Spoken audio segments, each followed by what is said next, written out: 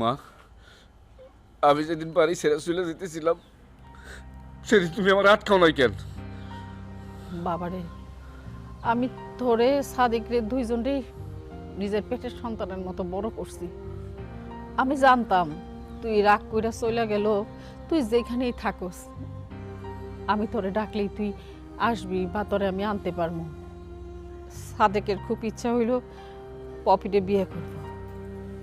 আমিও চাইলাম যে সাদেকের বিয়ে হোক, ওর নামে আলাদা বাড়ি করে দেওয়া হয়েছে, ও সুন্দর করে ঘর সংসার করুক, ওর একটা আলাদা সংসার হোক। কিন্তু যখন আমি জানলাম পপির সাথে তোর সম্পর্ক, আমি চাই নাই যে তোর লগে পপির বিয়ে হোক। আমি আমি সাদেকরেও না করছি, কিন্তু ও শোনে নাই। আমি জানতাম পপি আর পপির মা হয়েছে একটা লোভী মানুষ। আমি যেই কাজটা আর 2 বছর পরে করতাম, আমি ওর জন্য বাধ্য হয়েছি এই কাজটা এখন করতে। জানোস বাবা, এই মহিলা এত লোভী একটা মহিলা, তারা কি খেলা খেলছে জানোস? আমারে মাইরা ফালাইব, তাহলে সমস্ত সম্পত্তি তারা নিতে পারবে। আমি না করছিলাম, সাদেকরে শুনে নাই।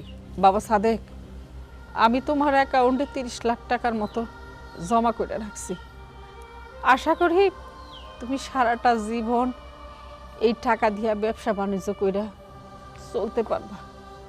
আর তাছাড়া পুরান বাড়িতে আমি তোমার জন্য সুন্দর করে একটা বাড়িও কইরা দিছি।